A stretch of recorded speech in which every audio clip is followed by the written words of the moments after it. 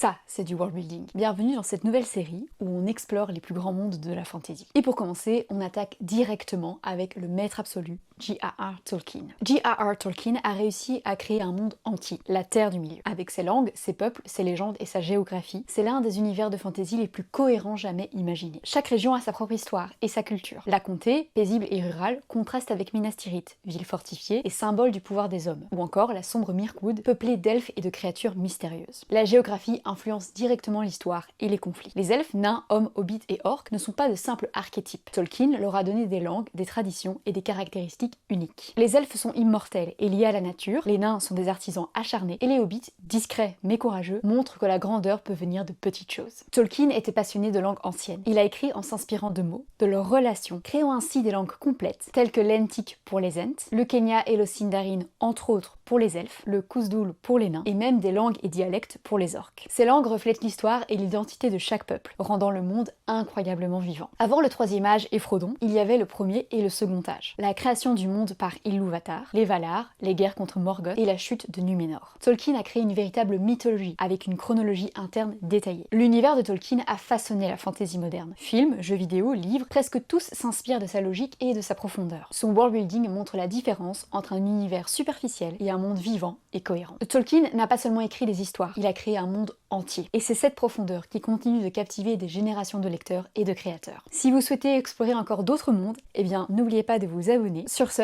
eh bien moi je vous dis à la prochaine. Salut!